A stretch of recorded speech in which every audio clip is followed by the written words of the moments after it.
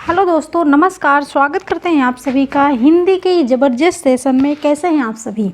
तो साथियों, यहाँ पर आज हम कवर करने वाले हैं हिंदी के ऐसे इम्पॉर्टेंट टॉपिक जिसका नाम है शब्द। कि शब्द कितने प्रकार के होते हैं।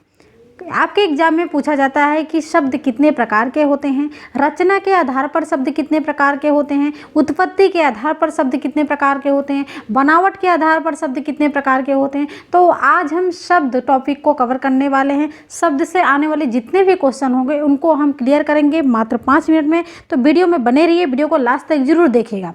तो चलिए क्लास को स्टार्ट करते हैं।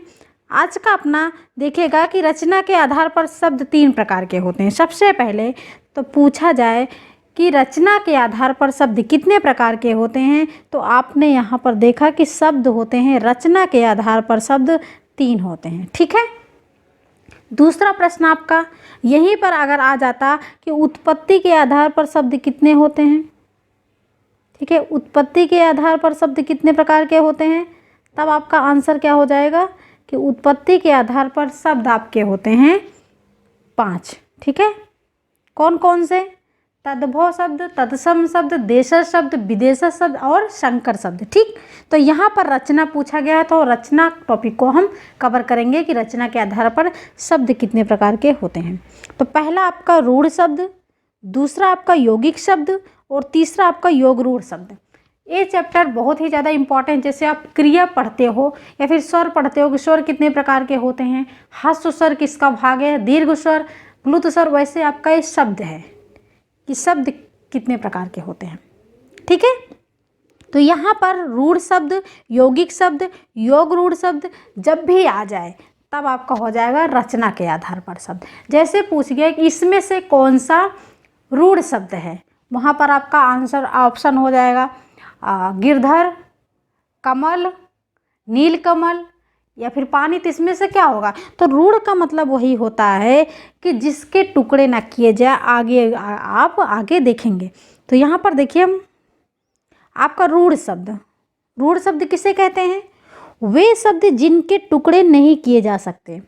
वे शब्द आगे हम क्वेश्चन भी लगाएंगे आपको और भी ज़्यादा सेटिस्फाइड करने के लिए हम आगे क्वेश्चन भी लगाएंगे। तो वे शब्द जिनके टुकड़े नहीं किए जा सकते, अगर टुकड़े किए जाएंगे तो उनका कोई अर्थ नहीं निकलेगा। वे शब्द कैसे शब्द कहलाएंगे? तो वे शब्द आपके रूढ़ शब्द कहलाएंगे।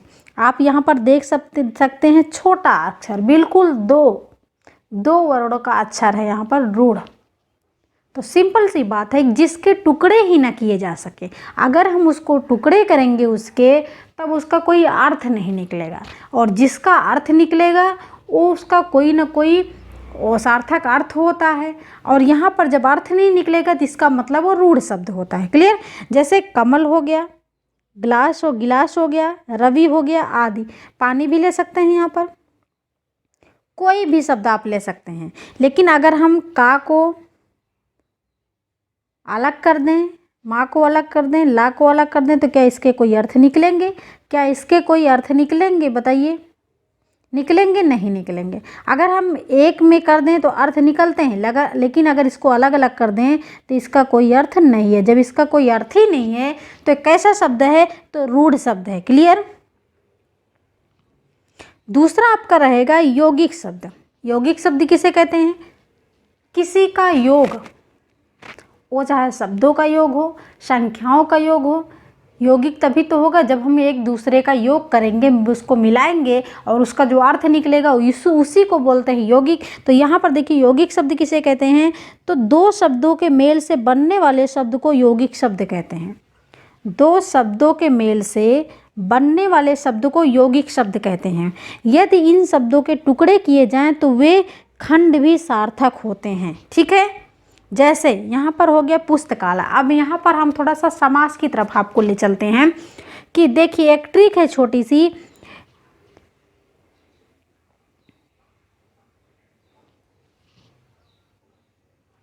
कि जिसका संधि विच्छेद हो जाए, ठीक है। अभी आपने यहाँ पर पढ़ा रूढ़ शब्द, संधि विच्छेद इसका नहीं होता।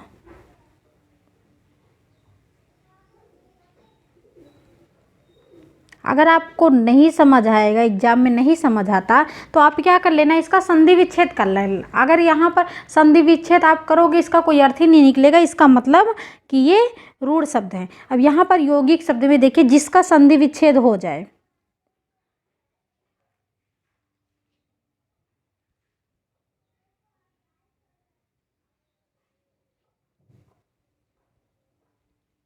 वे कैसे शब्द कहलाएंगे, तो वो आपके यौगिक शब्द कहलाएंगे। ठीक है, जैसे पुस्तकालय है, पुस्तकालय को जो हम तोड़ेंगे तो क्या हो जाएगा, पुस्तक धन आलय बराबर क्या हो जाएगा, पुस्तकालय हो जाएगा। ठीक है, विद्यालय को अगर हम तोड़ेंगे, विद्या धन आलय बराबर क्या हो जाएगा, विद्यालय। अगर हम इसको टुकड़े करते हैं तो पुस्तक धन आलय, आलय का भी अपना अर्थ है और पुस्तक का भी अपना अर्थ है ना।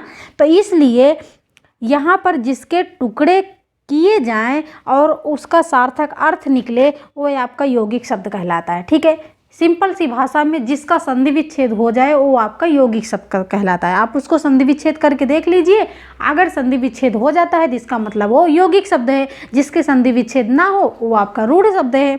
तीसरा आप देखेंगे योग रूढ़ शब्द। योग रूढ़ शब्द कैसा शब्द होता है, बहुव्रीहि समास के, बहुव्रीहि समास के जितने भी आपको शब्द मिल जाएं वो आपके सभी योग रूढ़ शब्द होते हैं। वो चाहे आपके गिरधर हो जाए, वो आपके विषधर हो जाए, या फिर लंबोदर हो जाए, दशानन हो जाए, बीड़ा पाड़ी हो जाए, जितने भी आपके भगवान के रूप में शब्द मिल जाए कि ये सारे भगवान ही के नाम है भाई। ठीक है, वो आपके योग रूढ़ शब्द हो जाते हैं। योग रूढ़ का मतलब कि जो शब्द दो या दो से अधिक शब्दों के योग से बनते हैं और किसी विशेष अर्थ प्रकट करते हैं, यो योग रूढ़ शब्द कहलाते हैं। विशेष अर्थ प्रकट करते हों, जैसे लंबोदर है, तो लंबोदर किसको कहा जाता है भाई, गणेश जी को कहा जाता है। लंबा है उदर जिसका, अर्थात गणेश जी। तो विशेष अर्थ आपके विशेष हैं भाई, भगवान आपके विशेष विशिष्ट अतिथि हैं, तो इसलिए जब विशेष अर्थ प्रकट किया जाए तब आपका योग रूढ़ हो जाएगा। ठीक है, दशानन, 10 हैं मुख जिसके, अर्थात किसकी बात की जा रही है, रावण की बात की जा रही है, तो क्या है भाई, विशेष है ना, तो आपका योग रूढ़ हो जाएगा। बीड़ा पाड़ी, बीड़ा को धारण करने वाली किसकी बात की जा रही है, माँ सरस्वती की बात की जा रही है, तो कैसा शब्द हो जाएगा, योग रूढ़ शब्द हो जाएगा। यानी कि बहुव्रीहि समास के जितने भी शब्द होंगे वो आपके योग रूढ़ शब्द में आ जाएंगे। क्लियर, क्लियर है। अब यहाँ पर क्वेश्चन हम लगाएंगे कि उत्पत्ति के आधार पर शब्दों के कितने भेद होते हैं। हमने आपको क्या बताया कि उत्पत्ति के आधार पर शब्दों के कितने भेद होते हैं, 5 होते हैं। कौन कौन से, तद्भव, तत्सम, देशज, विदेशर और संकर शब्द। ठीक है, क्वेश्चन नंबर दूसरा है कि रचना के आधार पर शब्दों के कितने भेद होते हैं। तो रचना के आधार पर आ जाए या फिर आ जाए बनावट के आधार पर।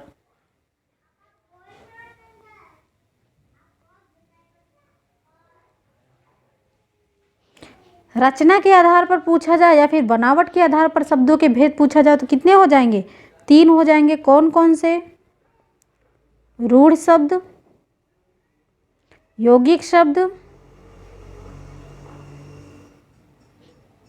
और तीसरा आपका योग रूढ़ शब्द, है ना।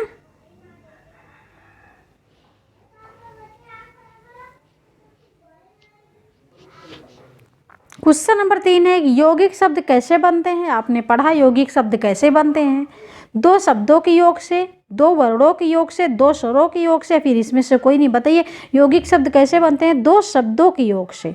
2 शब्दों के योग से यौगिक शब्द बनते हैं, जैसे पुस्तक, पुस्तकालय हो गया, है ना। तो यहाँ पर बताइए वर्ण है या फिर शब्द है। हमने यहाँ पर इसको अलग करते हैं, पुस्तक धन आलय। अब बताइए ये जो पुस्तक है ये क्या है, आपका शब्द है ना, और ये आलय क्या है, ये भी आपका शब्द है। तो यहाँ पर 2 शब्द हुए ना भाई, 2 शब्द हुए, एक शब्द आपका ये हुआ, एक शब्द आपका ये हुआ, तो 2 शब्दों के योग से जो बनता है वो आपका यौगिक शब्द होता है। तो पुस्तक का भी अपना अर्थ है, आलय का भी अपना अर्थ है। ठीक है, कि पुस्तकालय जहाँ पर पुस्तक रखी जाती है, जहाँ पर पुस्तक का संग्रहालय होता है वो आपका होता है पुस्तकालय। तो इसलिए यहाँ पर आपका यौगिक शब्द हो जाता है कि 2 शब्दों के योग से बनता है। क्वेश्चन नंबर आपका 4 रहेगा, इसमें से रूढ़ शब्द कौन सा है। बताइए इसमें से रूढ़ शब्द कौन सा है, नीलकंठ है, नीलकमल है, रसोई घर है या फिर काम है। तो आप नीलकंठ किसको कहते हैं बताइए, नीलकंठ किसको कहते हैं भाई? महादेव को कहते हैं, महादेव को कहते हैं। तो महादेव आपके कैसे हैं? ये तो विशेष अतिथि भाई। जब विशेष है तो एक कौन सा शब्द हो जाएगा? तो आपका योग रूढ़ हो जाएगा। कौन सा हो जाएगा? तो योग रूढ़ हो जाएगा, है ना। अब नीलकमल, नीलकमल को तोड़ दीजिए, नीला, नील अलग है, कमल अलग है, ठीक है। तो ये आपका क्या हो जाएगा? ये यौगिक के अंतर्गत आ जाएगा। रसोई घर आपके यौगिक के अंतर्गत आ जाए। लेकिन एक काम क्या है? एक काम क्या है? अगर का को आप अलग कर दोगे, माँ को अलग कर दोगे, इसका कोई अर्थ निकलेगा नहीं? अर्थ निकलेगा। जब इसके टुकड़े नहीं होंगे, इसके अर्थ नहीं निकलेंगे, तो ये आपका यही तो हो जाएगा रूढ़ शब्द। यही तो भाई रूढ़ शब्द हो जाएगा। ज़्यादातर आपका जैसे दो वर्णों से मिलकर रूढ़ बना है, वैसे आपको ज़्यादातर एग्जाम में जब रूढ़ के जो एग्जाम्पल होंगे वो 2 वर्ण ही रहेंगे। अगर शब्द भी मिलते हैं आपको तो उसमें ज़्यादातर आपको कमल मिलेगा या फिर कुछ और मिलेगा, ठीक है, लेकिन कि ज़्यादातर 2 ही मिलते हैं। प्रश्न नंबर 5 रहेगा, इसमें से यौगिक शब्द कौन सा है? इसमें से यौगिक शब्द कौन सा है? तो हमें पता है कि आप लोग फटाफट इसको टिक कर रहे होंगे कि इसमें से यौगिक शब्द बताइए कौन सा है। हाथ, कमल, कच्छा, बताइए कौन सा है? तो ये हाथ, कमल, कच्छा, ये तीनों को आप अलग करोगे तो क्या निकलेगा? आपको आएगा आंसर कि ये तो रूढ़ शब्द है ना। लेकिन विद्यालय देखिए तो विद्या धनालय बराबर हो जाएगा विद्यालय। जिसका संधि विच्छेद हो जाए वही क्या होता है आपका? वही आपका यौगिक शब्द होता है ना। तो यहाँ पर ए विकल्प आपका सही हो जाएगा। अब आप बताइए, एक यहाँ पर नोट करिए एक क्वेश्चन की, विषधर में कौन सा शब्द है? विषधर में कौन सा शब्द है बताइए। इसका आंसर आप लोग कमेंट बॉक्स में ज़रूर दीजिएगा कि विषधर में कौन सा शब्द है। आशा करते हैं कि वीडियो आपको अच्छी लगी होगी। अगर अच्छी लगी तो वीडियो को लाइक एंड चैनल को सब्सक्राइब जरूर कीजिएगा। और बहुत जल्द ही हम इसकी एक एग्जाम्पल सहित यानी कि क्वेश्चन वाइज वीडियो लेके आएंगे। Thanks for watching video. This is Sadhana Tyagi, expert classes.